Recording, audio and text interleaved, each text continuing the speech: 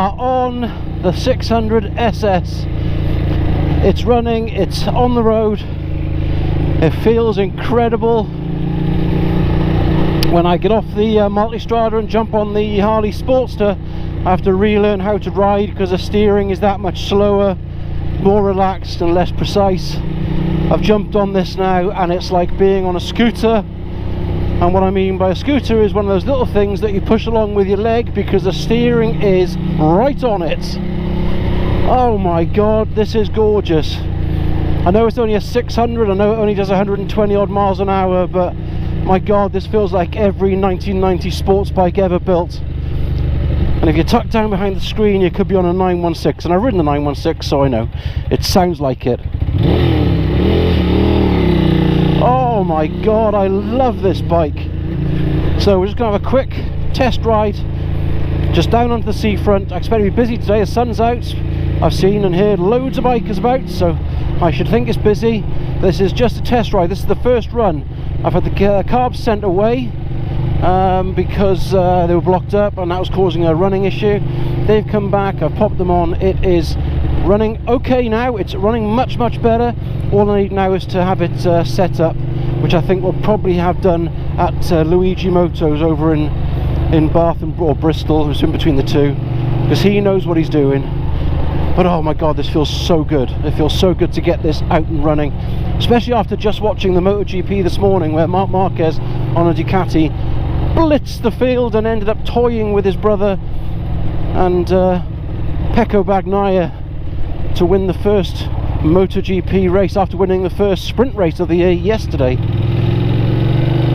Oh, so why did I go out and buy a 27-year-old Ducati 600 Supersport? So any motorcyclist of my age and my era probably dreams of being able to ride that first bike they had, one of the first bikes they rode, and first to get knee down, first to break whatever speed limit you felt you'd set yourself, and also the bikes that we couldn't afford at the time but we lusted after. Now, when I first started riding, I started on a Suzuki RG125 and always wanted an RGV 250 because I was mad about MotoGP, or the 500 Grand Prix as it was at the time, Kevin Schwantz on the RG500. But in reality, when I first really understood motorcycling, I was well into World Superbikes, and I blame Carl Fogarty for this, but I have an unhealthy obsession with all things Ducati. Now when you look for those bikes, and you look for the bikes back at those era and think, oh, I'll buy one, they're going to be cheap now, they're really expensive. I mean really expensive. So you're looking at, you know, RGV 250s now in good condition, you could be paying upwards of £10,000 for it, and that's crazy money. So I thought I'd look for something that there aren't many around, that they are quite easy on the eye, collectible, but also cheap. They haven't hit that classic bike mark yet, and I found this. So this 600cc Ducati 600 Supersport I found for £2,500. £2,500, that's all, which means it's done all of its depreciating. That's the theory anyway. Bear in mind that there are only, and now that I've registered this one, there are only 4 Ducati 600 Supersports on the road today in Great Britain registered. There's probably a couple stuck in garages somewhere, there's probably a few that are in bits in places, but there are only 4 registered in the UK. Now when you put that alongside one of what's considered the most wonderful bikes of the 80s and 90s, the RD350, there's 4 times as many still registered on the road, and even more than that that are, sorry, I'm just concentrating, new switchgear and all that, even more than that that are just on show in garages and in pristine condition. So this is becoming a very, very rare beast. Oh, it just turns in like nothing else. And this is a cheap bike when you consider what it's got. It's got upside down, I think, They are Showa shocks and forks.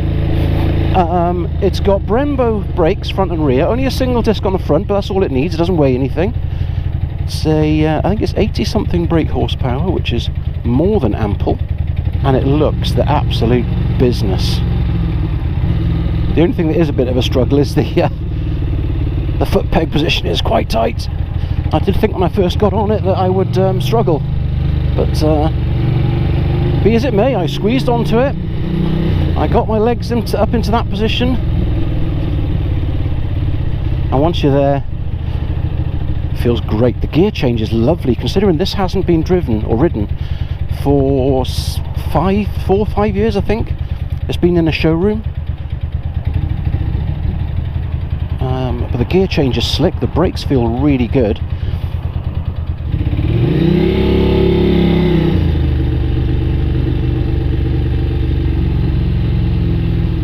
Yeah, the brakes feel really good, the steering just feels precise, it's just amazing. It's to 9,177 miles. And it feels like it. There's a few things that I need to still do on it. The front subframe where the fairing mount is and the headlamp mount hasn't been refitted quite straight, so I'll set that up. I think they took it all apart to give it a good clean, but I can sort that out, that's not a problem. So I'm literally just going to pull up now on the Seafront in the bike park and just admire it in the sunshine.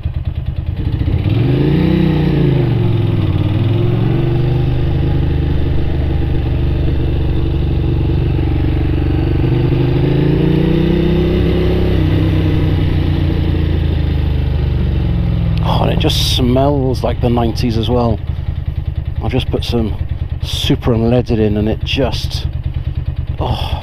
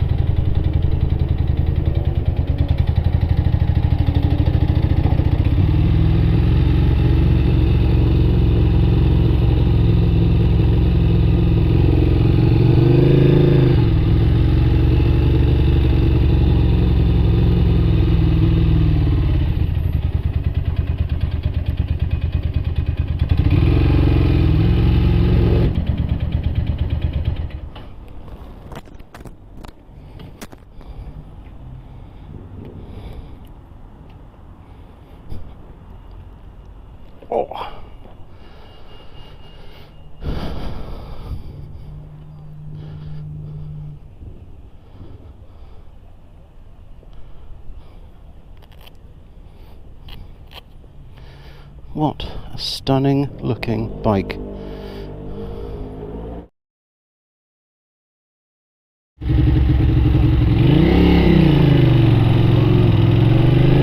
Well, that was absolutely beautiful. I've just spent the last half an hour talking to someone that I've never met before in the bike park, just talking about how awesome it is about being a biker.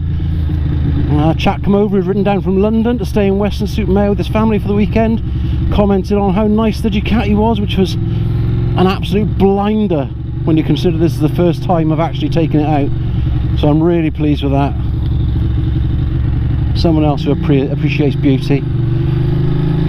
So I'm just going to take a leisurely ride now down the old toll road. Like I say, it's just the shakedown ride for me now, this. Just making sure everything's on, tight, working.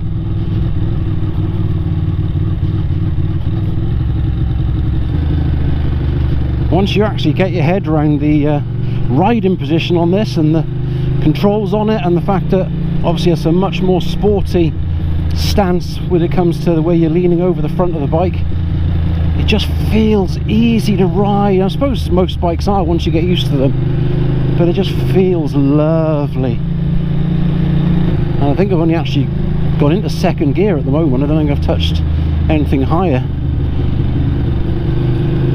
It's quite nippy. I expect you've got to work it if you want to get real performance out of it, but it goes alright. Drops in nicely as well.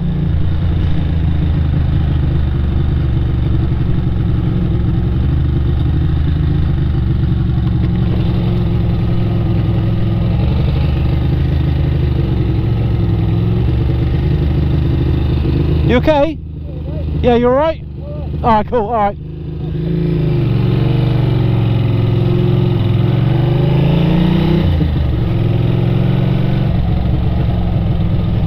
Just seemed like an odd place to stop, but I think he might be waiting for somebody. But okay, so here we are on the toll road, out of the sunshine, which is a shame, but oh,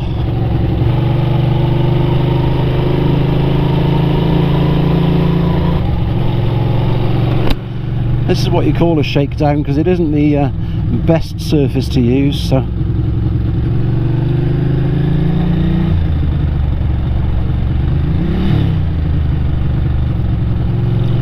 well, first false neutral, the first Ducati false neutral. I'm sure there will be many, many more.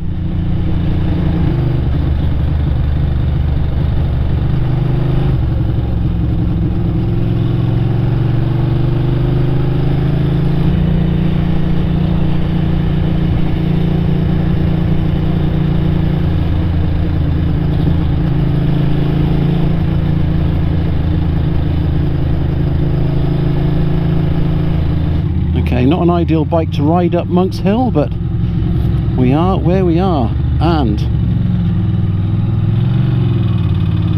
it'll be a good little test for its torquey ability, just to chill out up here. Oh, it's just gorgeous. I'm not giving it too much, like I say. Still need it set up. I still need the belts doing on it, just for peace of mind. I don't know whether these tyres have even been scrubbed in yet, because I think they were put on just for it to go into the showroom looking new. So I suspect the tyres are pretty much brand spankers.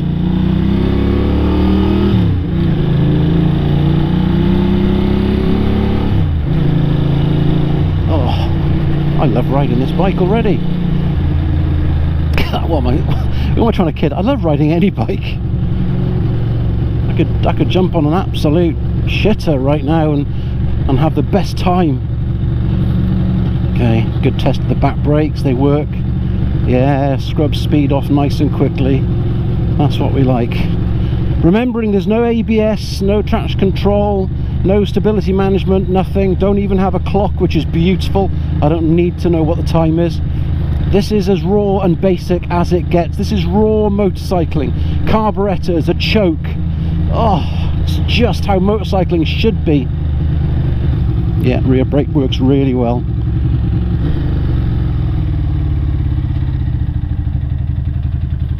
The only thing I would say is the clutch is quite heavy, but I think that's actually a known problem with these. It's not a problem as such.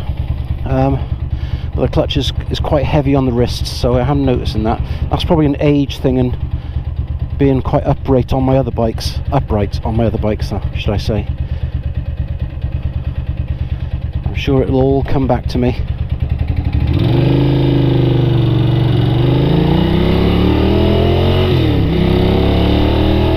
Oh, this is glorious! Little pop back. Oh, the exhaust.